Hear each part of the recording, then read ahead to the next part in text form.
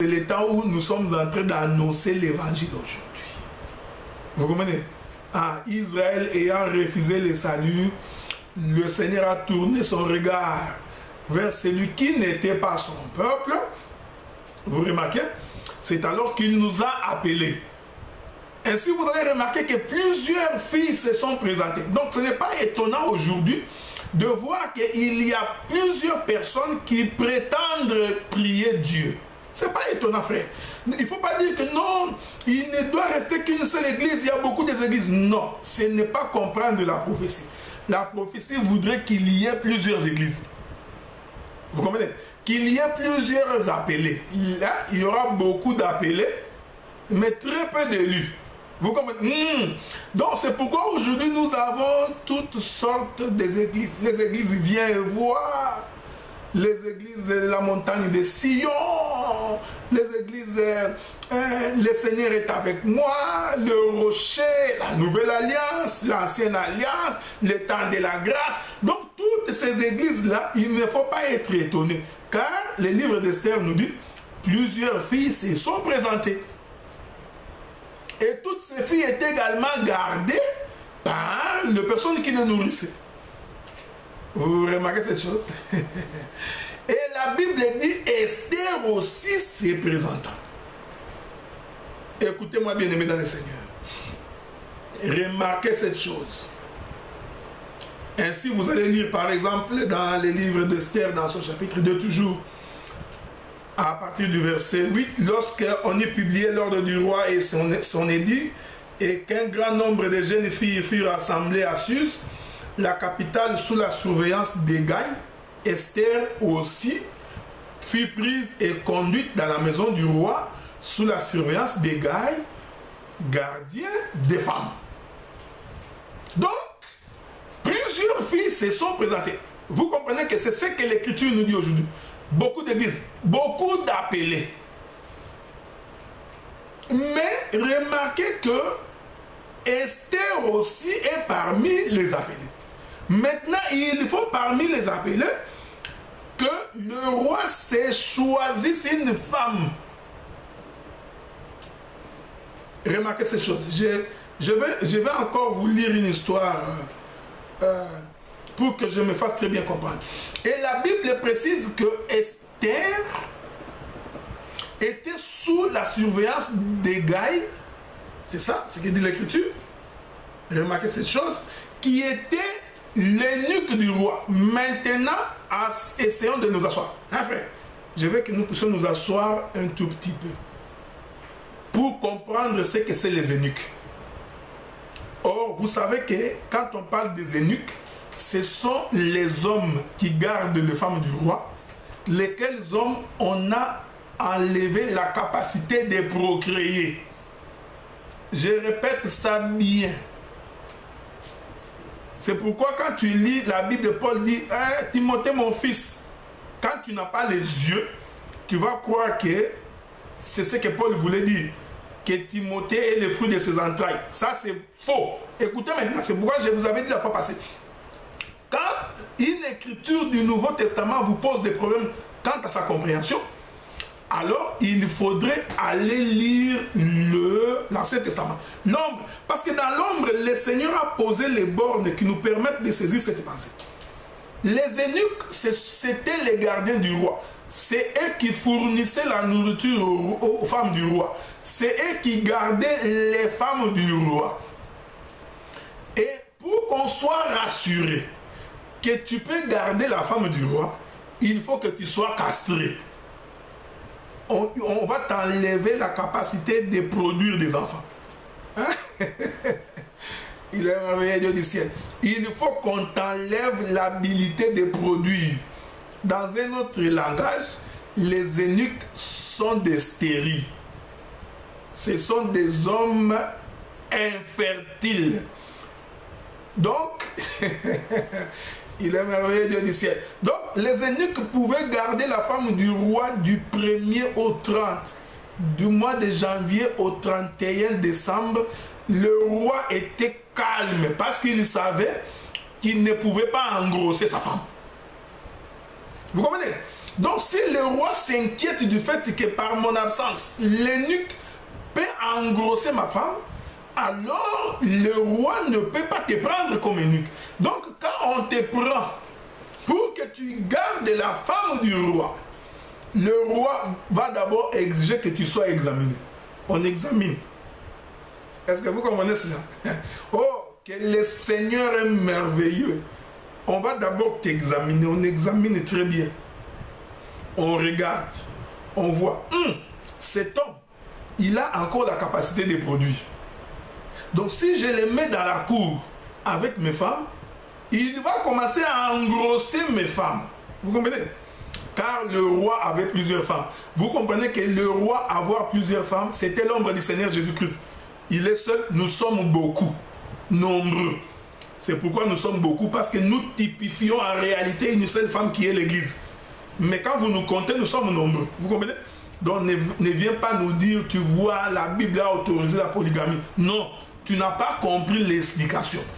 Donc les femmes du roi ne faisaient pas du roi un polygame. C'était une ombre de choses à venir. La réalité étant en Christ, selon le livre de Colossiens chapitre 2.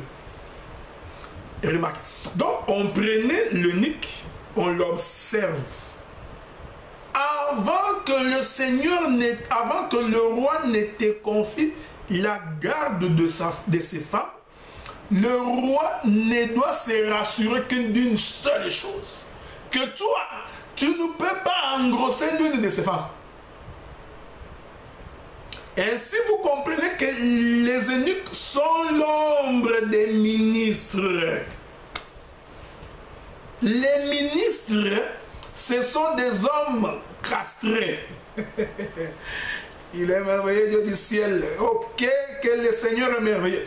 Les eunuques sont donc l'ombre des ministres. Ils ont c'est pourquoi Éphésiens nous dit, il a établi dans l'Église les ministères pour faire quoi? Pour le perfectionnement des saints. Or, vous comprenez que le perfectionnement des saints, c'est l'Église, c'est l'épouse.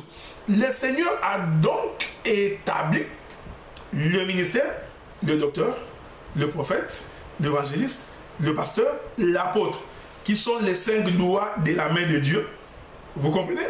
Il les a établis dans l'Église pour protéger, nourrir. Le ministère a pour mission de nourrir la femme du roi. C'est pourquoi nous avons toujours dit que quand une église n'a pas le ministère, eh bien la femme n'est pas nourrie. Vous comprenez? Pour que l'église soit nourrie, il faut qu'il y ait des ministres établis. Mais remarquez comment le Seigneur s'est choisi les ministres. C'est alors que j'ai fait avec vous une petite promenade de santé dans l'ombre pour faire asseoir cette pensée. Vous allez remarquer, frère, que pour être eunuque, il faut que tu sois castré, qu'on t'enlève la capacité de produire. Ainsi, quand nous regardons la cour du roi, remarquez, tous les enfants qui naissent dans la cour du roi sont en fait les enfants du roi. Il est merveilleux, Dieu du ciel. J'aime ça. Est-ce que vous comprenez cela? Tous les enfants qui naissent dans la cour du roi. Donc quand nous voyons la femme du roi enceinte, on n'a même pas besoin d'aller vérifier. Est-ce qu'il a couché? Est-ce que cette femme a couché avec le gardien? Est-ce que cette femme a couché avec Adélard? Est-ce que cette femme a couché avec Philippe? Est-ce que cette femme a couché avec Billy? Est-ce que on n'a même pas besoin d'aller vérifier. Il est merveilleux, Dieu du ciel. Vous comprenez? Pourquoi? Parce que le roi ne peut pas accepter que dans sa cour, qu'un homme viril puisse entrer. Donc, si tu es viril, avant que tu rentres, il faut que le Seigneur te brise. Il doit enlever ta capacité. Ta virilité, là, le Seigneur doit la détruire. C'est là où j'avais dit la fois passée, je n'ai pas lu dans ma Bible un sacrificateur lépreux. Si vous lisez votre Bible, vous nous trouvez un sacrificateur lépreux, revenez nous voir, nous allons nous repentir. Il n'y a pas dans la Bible un sacrificateur qui avait la lèpre. C'est pourquoi nous disons que cet enseignement-là, cet enseignement qui dit que non, un ministre avait péché, il avait la lèpre, c'est pourquoi on l'a mis en dehors du camp. Nous allons constater si sa lèpre est finie. Nous disons que c'est un faux enseignement. Cela veut dire qu'il n'a même pas été ministre. Parce qu'un ministre lépreux, selon la prophétie de l'Écriture, ça n'existe pas. Vous comprenez? La lèpre, c'est une maladie qui perdure. Hein? Parce que la lèpre a des étapes. Hein? On n'a pas le temps de lire ça. Pour qu'on constate une lèpre, il y a des préalables. Tel élément, tel élément, tel élément, tel élément. On conclut, tu as la lèpre. Ça n'arrive pas chez un sacrificateur. Donc, Dieu ne peut pas mettre un sacrificateur en mouvement pour que nous apprenions quelques jours après que le sacrificateur est lépreux. C'est un homme qui tombe dans les péchés comme un joueur de football qui a des difficultés pour courir. Non! Dans la Bible, ça n'existe pas. Vous comprenez ça? Donc, avant que tu deviennes eunuque, le Seigneur va d'abord te briser. Il faut qu'il te forme, qu'il enlève en toi la vie du péché, qu'il enlève en toi la vie de l'iniquité, qu'il enlève en toi la vie des débauchés, qu'il enlève en toi la vie de l'impudicité, qu'il enlève en toi la vie du vol, qu'il enlève en toi la vie de calomnie, qu'il enlève en toi la vie de jalousie, qu'il enlève en toi la cupidité et l'escroquerie. Dieu, il va d'abord enlever tout ça. Quand il enlève tout ça, il se rassure que maintenant tu es un homme capable de ne pas faire l'objet d'un scandale pour le peuple. Et maintenant il te prend, il dit garde ma femme. Et ainsi, l'eunuque gardera la femme du roi, le roi ayant l'esprit tranquille. Car il sait quoi qu'il arrive, l'eunuque ne donnera pas un enfant à ma femme. Vous comprenez? Ainsi maintenant vous comprenez que lorsque un homme commence à dire qu'il a des enfants dans l'évangile, et par conséquent il est père, il contredit l'écriture. Or remarquez frère, les eunuques, ils sont comme les gardiens de la femme. Dans une certaine mesure, dans une certaine proportion, les gardiens sont comme l'époux. Parce que c'est l'époux qui garde sa femme. Mais en réalité, les gardiens ne sont pas époux. Hein? Je vais changer de la pour faire comprendre. Quand on regarde cela sous le soleil, on peut dire le gardien est comme l'époux. Parce que celui qui garde sa femme, c'est l'époux. Celui qui garde Israël, il ne veille ni ne sommeille. Qui garde le peuple? C'est Dieu. Vous comprenez? C'est Dieu qui garde notre marche. Je vous garderai pendant votre marche, votre voyage, votre retour, votre aller. Je veillerai. Le Seigneur démontre qu'il est le gardien. Vous remarquez cette chose? Donc, l'époux est le véritable gardien. Maintenant, quand on observe les eunuques, ils donnent l'impression d'être comme l'époux. Vous comprenez? Comme les gardiens. Mais en réalité, ce ne sont que les semblants d'époux, les semblants des gardiens. Ainsi, vous comprenez que les ministres, quoique agissant comme les pères, ils ne sont pas pères.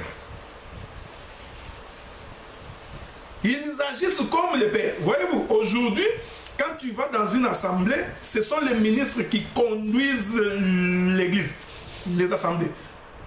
Ils font office du Père. Mais ils ne sont pas pères. C'est ça la bonne lecture de l'écriture. Ils font office du Père, mais ils ne sont pas véritablement pères. C'est pourquoi Éphésiens chapitre 4 nous dit, Dieu les a établis comme. Les uns comme. Donc vous comprenez, quand la Bible dit comme, cela veut dire qu'ils ne sont pas véritablement apôtres. Hein? C'est comme moi là. Je ne suis pas véritablement docteur. Comme le véritable docteur, c'est le Seigneur Jésus-Christ. Ainsi, la chose que je vous communique ne vient pas de moi.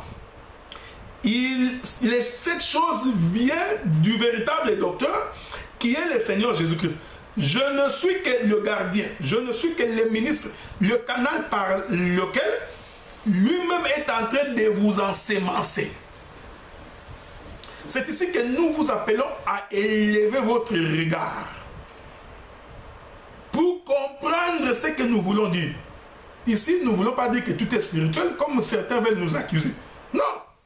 Nous partons du matériel, du charnel, du physique pour expliquer la pensée céleste.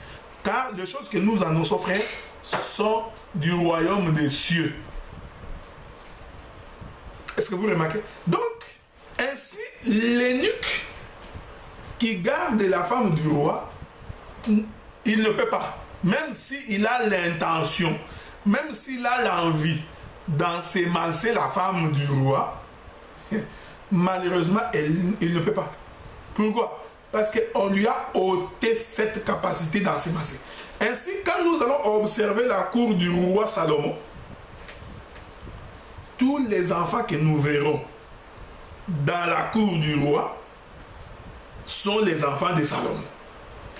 Quand bien même que Salomon pouvait avoir 1000 femmes et qu'il va chez la première femme en janvier, le 1er janvier, pour que cette femme puisse les revoir, il faut que Salomon fasse peut-être 2 ans ou 3 ans qu'il y revienne encore. Quand nous verrons cette femme enceinte, pendant que Salomon n'est pas là pendant 3 ans, nous comprendrons que cet enfant, c'est l'enfant de Salomon. Parce que le gardien, lui, l'eunuque, n'a pas la capacité d'ensemencer. Aujourd'hui, frère, si nous entrons dans la cour, nous voyons un enfant qui ressemble à... Vous comprenez ce que nous disons? Nous allons comprendre que cet homme ici, il est entré dans la cour viril. Il n'a pas été castré. Comment est-il entré dans la cour sans être castré? Voilà pourquoi il est en train d'engrosser les femmes du roi. Quel scandale, frère! Oh non, nous sommes les enfants de... Ah, vous ressemblez à votre père. Nous sommes les enfants d'Adéla. Ah, vous ressemblez à Adéla. Nous sommes les enfants de René. Oh, donc, vous ressemblez à René. Ah, nous comprenons que vous êtes les enfants de René. Ah, que mon bien-aimé René me pardonne pour avoir cité son nom. Vous remarquez cette chose? Ah, mais nous ne le citons pas dans le mauvais sens. Ça, c'est un bien-aimé dans le Seigneur. Écoutez-nous bien, frères. Oh non, nous sommes les enfants d'Adélard. Nous comprenons que Adélard est entré dans un champ avec toute sa virilité et toute sa sémence. Il a engrossé la femme d'autrui. Donc, un ministre qui prétend qu'il a des enfants, en s'appuyant sur le verset de Paul que nous allons expliquer pour atterrir dans la prochaine vidéo, pour expliquer que non, tu vois, ce sont les enfants que... Non, Paul a dit, Timothée, mon fils, tu n'as pas compris que Paul est un eunuque castré et qu'il n'a aucune capacité de produire des enfants. Voilà pourquoi dans la cour du roi, ici on peut prendre tous les rois que vous voulez, et Salomon et le roi David, tous les rois, pour être rassurés que leurs femmes sont entre les bonnes mains, ils se rassuraient d'une seule chose, que le gardien de la femme du roi soit un homme castré, à qui on a enlevé la capacité de produire des enfants. De telle sorte que le mari sait que même si j'abandonne cette femme avec cet homme pendant 6 mois, je suis sûr que lorsque je viendrai voir le champ, je ne trouverai pas une autre sémence. La sémence qui peut être manifestée dans les champs, c'est seulement ma propre sémence. Voilà, bien aimé dans le Seigneur. Le temps nous manque, ça fait pratiquement 1 heure que nous sommes en train de parler. Nous allons donc revenir probablement d'ici 2 semaines pour pouvoir conclure maintenant avec le Nouveau Testament. Je crois déjà là, vous voyez comment les écailles tombent des yeux pour faire comprendre que nous sommes fils de Dieu par l'œuvre du ministère. Et l'œuvre du ministère, c'est le Seigneur Jésus-Christ lui-même. Laisse que le Seigneur Dieu du ciel vous soit favorable, qu'il vous bénisse par le précieux nom du Seigneur.